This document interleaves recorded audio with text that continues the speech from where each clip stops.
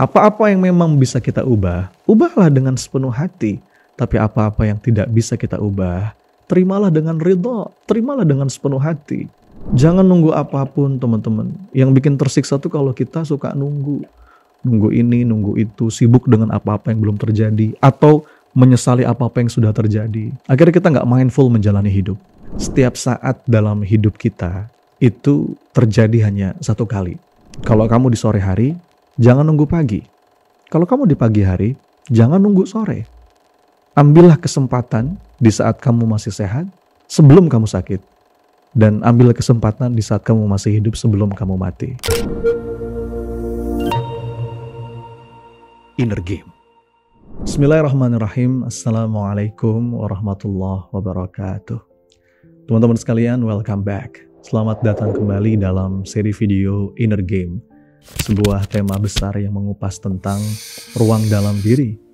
Bagaimana kita menata pikiran, mengolah perasaan, mengasah kolbu, untuk bisa terus jadi manusia yang lebih baik, semakin baik, bertumbuh, bahagia, produktif, sejahtera lahir batin insya Allah. Pada video kali ini, kawan-kawan, saya ingin membahas ada beberapa prinsip, hal-hal penting dan sangat mendasar yang perlu kita pahami, dan ini perlu kita jadikan fokus dalam menjalani hidup. Saat kita fokus pada beberapa hal ini, efeknya akan berdampak positif pada aspek lain di hidup kita. Apa saja itu? Yang pertama, fokus ke dalam bukan keluar. Fokus mengubah diri bukan mengubah orang lain. Sebagaimana sebuah kalimat yang sering saya kutip, the only way out is in.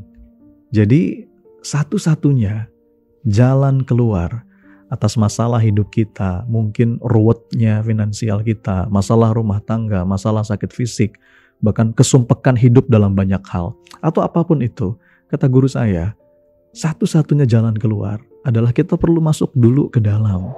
Jadi jalan ke dalam itu lebih dulu sebelum jalan keluar. Kebanyakan dari kita sibuk mencari jalan keluar atas masalah hidup, padahal langkah awal yang perlu kita fokuskan adalah cari dulu jalan ke dalam. Karena seringkali solusi itu dimulai dari dalam diri. Saya rasa ini sudah sering juga saya sampaikan di beberapa kesempatan. Kalau kita mungkin apa masalah kita? Kita merasa stres dengan kondisi anak, kondisi pasangan, sudah kondisi sekitar. Jangan fokus pada orang lain, pada di luar diri Anda, tapi fokus dulu ke dalam diri. Ubah dulu diri sendiri sebelum kita berkeinginan untuk mengubah orang lain. Kalau kita merasa hidup kita penuh dengan keruwetan, stop dulu menyalahkan orang lain. Jangan dulu menyalahkan lingkungan. Tapi yuk lihat dulu ke dalam diri. Jangan-jangan kita nih sumber masalahnya.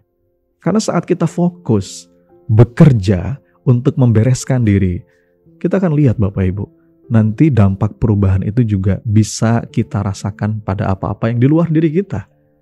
Inilah yang saya sebut dengan inner game. Semua dimulai dari sini, dari apa-apa yang ada di dalam. Apa itu? Pikiran, perasaan, cara kita melihat sesuatu. Kalau kata Wayne Dyer, if you change the way you look at things, the things you look at change. Jadi kalau kita mengubah cara kita dalam memandang apapun di luar diri kita, yang kita ubah cara pandangnya dulu nih, nanti apa-apa yang ada di luar juga akan ikut berubah. Ini ampuh sekali teman-teman. Bahkan kata Nabi, ibda binafsik, mulailah dari diri. The more you focus on you, the greater your impact on others. Semakin kita fokus memperbaiki diri, maka semakin besar dampak baik kita pada orang lain insya Allah. Bahkan pada seluruh lini kehidupan kita. Misalnya, ketika kita fokus menjadi model yang baik. Contoh, model buat anak kita, buat pasangan kita. Nanti model kebaikan itu, contoh baik itu akan berdampak pada mereka semua. Kalau ada yang bilang, gimana ya coach, saya ini sudah berusaha menasihati anak saya. Saya sudah berusaha menempatkan dia di sekolah yang terbaik, di pesantren yang terbaik di kota kami. Tapi kok sepertinya masih belum terlihat baik. Pertanyaan besar yang perlu kita jawab adalah, apakah kita sudah sungguh-sungguh menjadi contoh yang baik buat mereka? Jadi kita perlu sadar teman-teman, bahwa perhatian utama dan pertama kita adalah memulai segala kebaikan dari diri sendiri. Menjadi model, inilah jantung dari ilmu parenting. Jadi kalau kita ingin membangun keluarga yang indah, keluarga yang kuat, keluarga yang bahagia, ingin punya anak yang soleh, pasangan yang soleh, solehah, Kita perlu memulai dari diri. Ibarat pohon, ini akarnya. Kalau kita ingin menumbuhkan pohon yang bisa bertahan ya sampai 100 tahun, maka yang perlu kita kuatkan akarnya dulu kan. Nah, dalam konteks ini akarnya itu apa? Kita menjalankan peran sebagai model atau modeling, memberikan contoh yang baik. Kenapa ini berulang kali saya tegaskan kawan-kawan? Karena banyak orang tua yang keliru. Datang ke seorang ahli, Pak, tolong coach, ini anak saya diperbaiki. Loh kenapa Bu? Anak saya itu begini, begitu. Apapun judulnya, you name it, kecanduan games, berantem sama temennya, adik kakak nggak akur. Prinsip awalnya, sebelum kita mengupas anak, kita bahas dulu tentang diri nih. Karena darah kita itu mengalir di dia. Kalau kita ingin punya anak yang baik, anak yang bahagia, anak yang hebat, anak yang tangguh, anak yang sabar, kita perlu mulai dari diri sendiri dulu. Kalau kata seorang pakar parenting, dia bilang, if you want your children to be happy, you go first. Jika Anda ingin anak-anak Anda bahagia, maka Anda dulu harus jadi orang yang bahagia. Kenapa ini penting untuk ditegaskan teman-teman sekalian? Karena banyak orang tua yang kepingin anak-anaknya bahagia, anak-anaknya saleh, saleha, tapi dia sendiri nggak bahagia. Dia sendiri nggak berusaha untuk menempa dirinya, untuk jadi orang yang baik. Kalau kata pepatah Arab, faqidu syai' la yu'ti. Kita tuh nggak bisa ngasih sesuatu yang kita sendiri nggak memilikinya. Orang tua itu perlu bahagia dulu sebelum membahagiakan anak. Teman-teman, ini penting untuk ditegaskan. Karena banyak orang tua yang salah paham. Banyak orang tua yang merasa, ya udahlah, yang penting anak saya bahagia. Kalau perlu saya akan korbankan. Saya nggak apa-apa nggak bahagia, asal anak saya bahagia. Itu sesat pikir yang keliru ya. Dan masalahnya itu kecenderungan natural orang tua. Tapi itu salah besar.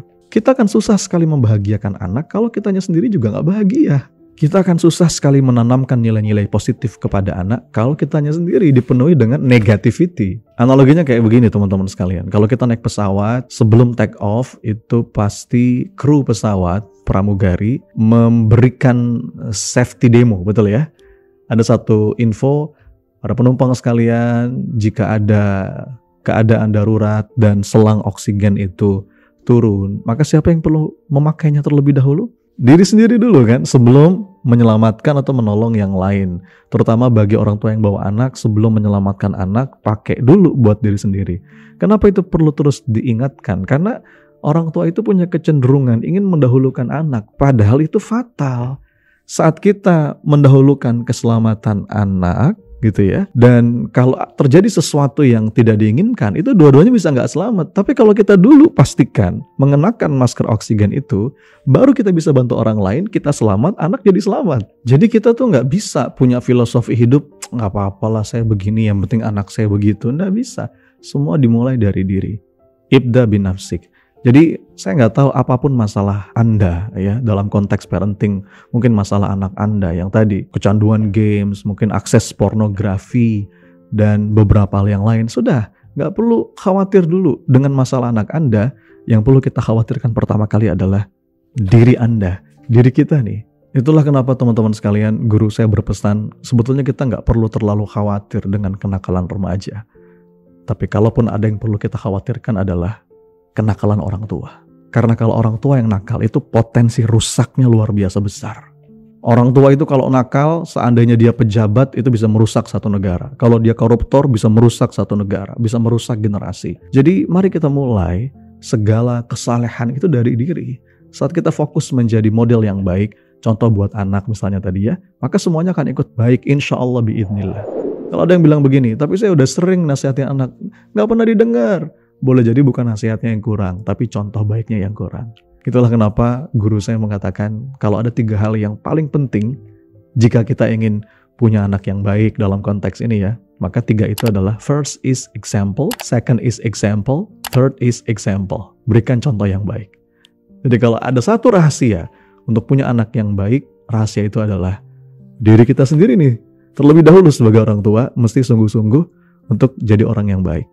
Orang tua yang sudah cukup banyak memberikan contoh, maka seringkali dia nggak perlu banyak lagi menasihati.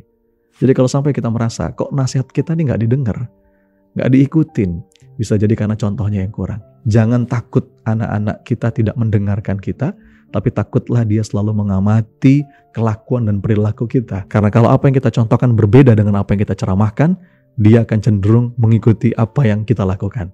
Fokus ke dalam diri dulu, fokus mengubah diri dulu sebelum mengubah orang lain. The more you focus on you, the greater your impact on others.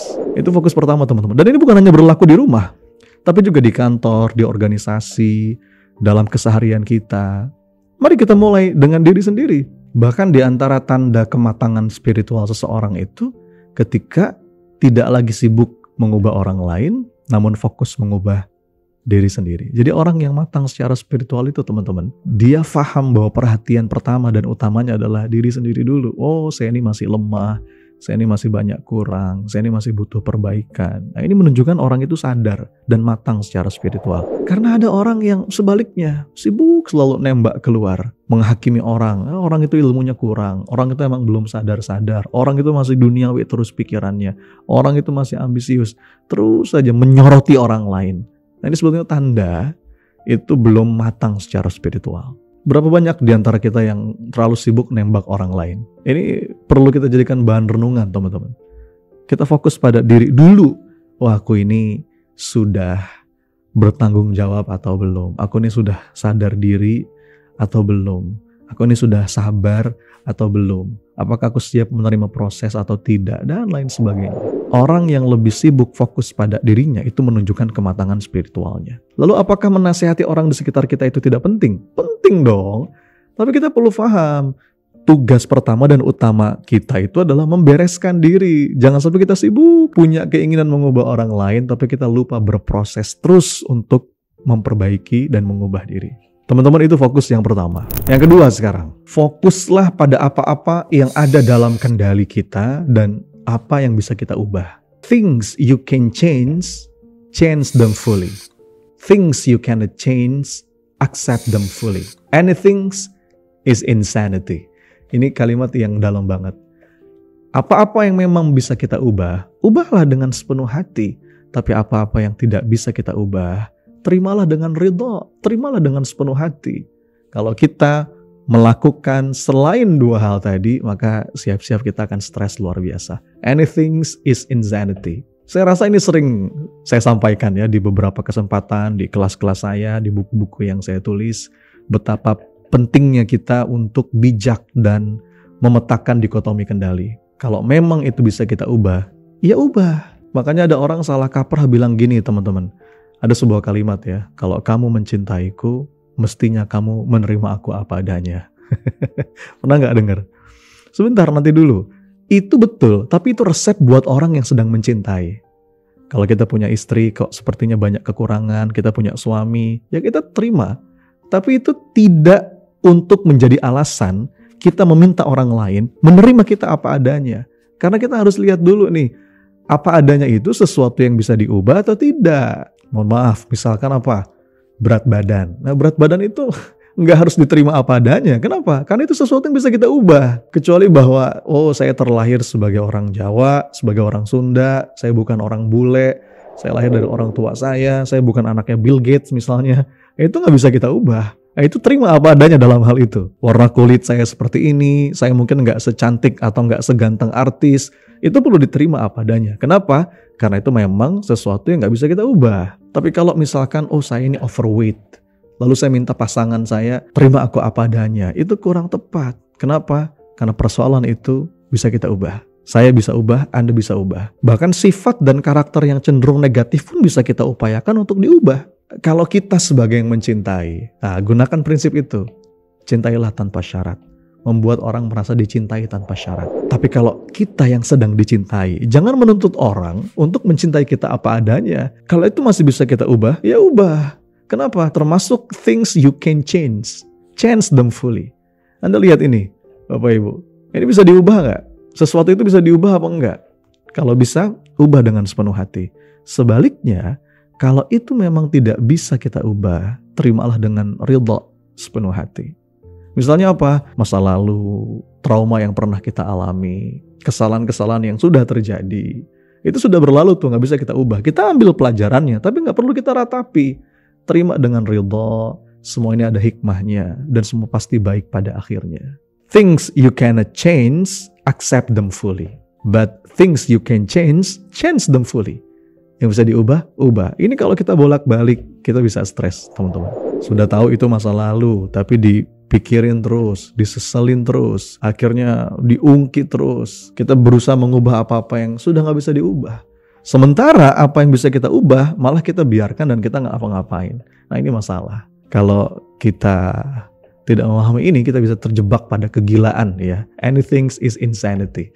Makanya kalau dalam doa ketenangan jiwa itu ya, doa serenity prayer, ya Allah, ya Tuhan, ya Rabb, berikanlah kepadaku keberanian untuk mengubah sesuatu yang memang bisa aku ubah, dan berikan saya kedamaian untuk menerima apapun yang gak bisa saya ubah, serta kebijaksanaan untuk membedakan keduanya. Nah itu fokus yang kedua. Sekarang fokus yang ketiga. Apa itu? Fokus di sini kini, bukan nanti-nanti, bukan. Ada sebuah kalimat, every moment is a once in a lifetime moment. So, how will you live this moment? Apa artinya? Setiap saat dalam hidup kita itu terjadi hanya satu kali seumur hidup. Setiap jam itu, teman-teman sekalian, ya, umur yang kita lewatin itu terjadi satu kali tuh seumur hidup, dan itu nggak akan terulang. Jam 9 pagi hari ini ya sudah, itu nggak akan terulang. Tanggal ini jam 9 itu cuma satu kali, sudah lewat, nggak bisa balik lagi. Jadi setiap momen itu terjadi sekali seumur hidup. So, how will you live this moment? Karena itu bagaimana Anda akan menghidupi momen ini. Jangan nunggu apapun, teman-teman. Yang bikin tersiksa tuh kalau kita suka nunggu ini, nunggu itu, sibuk dengan apa-apa yang belum terjadi, atau menyesali apa-apa yang sudah terjadi. Akhirnya kita nggak mindful menjalani hidup. Lagi jalan, nunggu pulang. Ketika sudah di rumah, menunggu kapan lagi ya liburan. Ketika liburan, nunggunya kapan pulang. Begitu pula sebaliknya. Kan kita sering kayak begitu ya. Nih kita mau berangkat umroh nih. Sebelum umroh nunggu-nunggu. Kapan waktunya berangkat umroh? Begitu umroh, kepikiran anak-anak yang ada di rumah. Kapan pulangnya? Akhirnya kita nggak pernah khusyuk. Kita nggak pernah menikmati setiap momen dalam hidup. Coba kita renungkan ini teman-teman sekalian. Setiap momen dalam hidup kita itu adalah momen sekali seumur hidup. Jadi jangan disia-siakan. Bagaimana kita menghidupi setiap momen itu dengan sebaik mungkin. Kita jadikan semua diniatkan sebagai ibadah dan kita nikmati. Istilahnya mindful awareness, mindfulness. Dan ini sejalan dengan kalimat dari sahabat Nabi Ibnu Umar radhiyallahu anhu. Kata beliau, kalau kamu di sore hari, jangan nunggu pagi. Kalau kamu di pagi hari, jangan nunggu sore. Ambillah kesempatan di saat kamu masih sehat, sebelum kamu sakit. Dan ambil kesempatan di saat kamu masih hidup sebelum kamu mati. Ini kalimat dari Ibnu Umar yang merupakan tafsir dari ungkapan Nabi SAW. Bahwa suatu hari Rasul bersabda, Kun fid dunya ka'annaka gharibun aw 'abirus sabil. Kata Nabi, jadilah engkau di dunia ini seperti orang asing, seperti orang yang sedang dalam perjalanan atau sedang menyeberang jalan. Betapa teman-teman kalimat Nabi ini singkat tapi dalam, filosofis, disampaikan kepada seorang pemuda Ibnu Umar pada saat itu. Dan seorang Ibnu Umar memahami kalimat Nabi ini dengan luar biasa. Bahwa kita hidup di dunia ini tidak selamanya. Kita hanya mampir sebagai orang asing. Dan kita bukan penghuni tempat ini. Kita hanya tinggal sebentar, kemudian pergi. Waktu kita di tempat ini hanya sebentar. Kalau dibandingkan waktu perjalanan kita menuju tujuan yang sesungguhnya. Atau analoginya tadi kata Nabi sebagai penyeberang jalan atau sedang menyeberang jalan. Namanya nyeberang itu jangan berhenti di tengah jalan. Berbahaya. Jangan nyaman di tengah jalan, apalagi tidur di tengah jalan. Begitulah perumpamaan dunia. Hanya selebar jalan yang kita seberangi. Hanya sesaat kita tinggali. Karena kita ini orang asing, bukan penghuni asli. Dan kalimat Nabi ini ditafsirkan dengan sangat luar biasa oleh sahabat Abdullah bin Umar. Ini kalimat filosofis dan nilai hidup dari Rasulullah ditafsirkan menjadi sebuah sikap dan aksi. Pegang kuat-kuat kalimat ini. Apa itu? Tadi, kalau kamu di sore hari, jangan nunggu pagi. Kalau kamu di pagi hari, jangan nunggu sore. Ambil kesempatan dalam ibadah, dalam kebaikan. Di saat kamu sehat sebelum kamu sakit, di saat kamu hidup sebelum kamu mati. Apa maknanya? Kita hanya punya waktu sekarang, now, bukan nanti. Jadi kalau ada niat kebaikan, apapun kebaikan yang bisa kita lakukan, jangan tunda, walaupun hanya satu hari. Do it now. Jangan tunda. Fokus kini, sini, bukan nanti-nanti. Dan terakhir fokus yang keempat teman-teman, fokuslah pada hal-hal yang kecil. Kita mulai dari yang kecil. Ingat ada sebuah nasihat, small keys open big doors. Seringkali yang membuka pintu besar itu apa? Kunci yang kecil, betul nggak? Kunci kecil itu yang akan membuka pintu besar. Coba Anda renungkan ini, Bapak Ibu, teman-teman sekalian. Ada banyak sekali hal-hal besar dalam hidup. Itu seringkali dipicu oleh hal yang kecil, betul ya? Misalnya Anda tiap bangun tidur, lalu Anda bersyukur. Anda awali dengan Alhamdulillahilladzi ahyana ba'dama amatana wa ilaihin nusur. Makasih ya Allah, dikasih kesempatan lagi menebus dosa, masih bisa beribadah, masih bisa sujud. Nah, itu kayaknya hal kecil ya, tapi itu berpengaruh pada banyak hal. Hal kecil syukur itu berdampak mengundang kebaikan-kebaikan besar dalam hidup. Nanti ketika mau tidur disyukuri lagi, Alhamdulillah ya Allah masih diberikan kesempatan hari ini, sekarang waktunya istirahat. Ya, Bismika Allahumma ahya wa amut. Ini teman-teman kayaknya hal kecil, tapi itu akan membuka pintu besar. Apa itu? Qalbu yang penuh syukur akan membuat hidup kita, rezeki kita jauh lebih luas, lebih bahagia, lebih banyak. Sebaliknya, ada juga kunci kecil lain yang membuka pintu besar penderitaan. Hidupnya penuh dengan komplain, lihat apapun curiga, ngeluh, berkeluh kesah. Lihat orang suuzon, jangan-jangan dia begini, jangan-jangan dia begitu. Segala sesuatu yang dilihat selalu fokus pada yang jelek-jeleknya. Hobinya itu julid, hobinya tuh nyinyir terus. Nanti ketika kerja yang dicari juga kekurangan-kekurangannya. Kerja di sini bosnya nggak enak, ini nggak enak, semua serba nggak enak. Dia toksik, semua disebut toksik, padahal dirinya sumber toksik. Nah itu kan hal kecil teman-teman ya, keluhan, umpatan, small things. Apa itu? Dia punya respon otomatis yang memang selalu negatif. Coba teman-teman perhatikan hidupnya. Biasanya orang yang seperti ini itu penuh dengan masalah, ruwet, ya. Karena bahkan lama-lama suuzon sama Allah. Dia nggak ridho dengan takdir yang Allah tetapkan. Ini persoalan habit of mind. Kebiasaan berpikir. Kebiasaan fokus pada yang jelek-jelek. Fokusnya itu yang dicari kurangnya apa. Ini kurangnya apa. Begitu terus. Kalau fokus pada yang jelek-jelek, pada yang kurang-kurang, akhirnya itu yang terjadi. Namanya self-fulfilling prophecy. Apalagi dalam hadis qudsi, ana inda dhanni abdi bi, kata Allah. Aku sebagaimana prasangka hambaku. Kalau ada orang yang hobinya nyari yang jelek-jelek, nyari yang kurang-kurang, begitulah kira-kira gambaran hidupnya. Jadi poin saya teman-teman sekalian, hati-hati dengan small case, small things. Hati-hati karena kunci kecil itu bisa membuka pintu yang besar. Lalu kunci kecil apa yang kita pakai? Apakah membuka pintu besar kebahagiaan atau pintu besar penderitaan? Bahkan termasuk membuka pintu surga atau pintu neraka itu seringkali dimulai dengan hal-hal yang kecil. Dan hati-hati, yang sering kali bikin kita jatuh itu kan bukan batu besar, tapi kerikil kecil. Kalau batu besar kelihatan, gede bisa kita hindari. Tapi kalau kerikil kecil tuh nggak kelihatan, bikin kita tersandung, tertusuk, tergelincir, jatuh. Jadi jangan meremehkan hal-hal yang kecil, karena semua berawal dari hal yang kecil. Kalau kita bisa menghargai hal-hal yang kecil, nanti mudah-mudahan Allah karuniakan kita hal yang besar, ditambah-tambah nikmatnya. Bahkan kalau kata seorang pakar pernikahan namanya John Gottman, teman-teman, dia bilang kalau kita ingin punya pernikahan yang bagus, yang bahagia, itu kuncinya ada pada small things, often. Small things, often. Melakukan hal-hal yang kecil tapi sering. Apa nih hal-hal kecil yang bikin pasangan kita seneng tapi sering? Bukain pintu, memuji dia, mencium dia, merangkul dia, ngasih hadiah mungkin. Kalau dia ngomong dengerin sepenuh hati, kita hormati, kita hargai. Dia masak, kita bantuin. Suami lagi kerja, Anda pijitin. Itu kayaknya hal-hal kecil ya. Small things, often. Hal kecil, tapi sering. Itu bisa menguatkan pernikahan. Begitu pula sebaliknya. Yang merusak sebuah hubungan, seringkali juga adalah small things, often. Hal-hal kecil yang sering dilakukan. Bahkan teman-teman biasanya kayak perselingkuhan gitu ya, atau yang sejenisnya, itu hanya puncaknya saja. Puncak dari hal kecil yang memang sudah sering ditumpuk, yang sering dilakukan. Yang akhirnya membuat pasangan kita mungkin nggak merasa dicintai. Dan perselingkuhan itu puncaknya. Tapi sebelum itu terjadi, ada banyak sekali hal kecil yang diabaikan.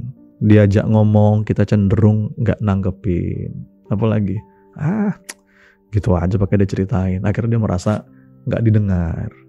Nanti dia ada ngeluh lagi, kita sebagai pasangannya kita abaikan. Kita punya janji, kita tunda-tunda atau nggak ditepati. Dia mendekat, kita malah menjauh. Lalu kita sebagai pasangan, sadar nggak sadar suka jelek-jelekin dia di depan teman-teman. Mungkin awalnya kecewanya kecil, tapi kecewa kecil itu sering. Akhirnya membatu. Jadi stone walling, jadi kayak dinding gitu, hatinya jadi gersang. Pada saat seperti itu, ada orang lain yang ngasih perhatian lebih bablas, naudzubillah. So hati-hati dengan small things often, hal-hal kecil sering.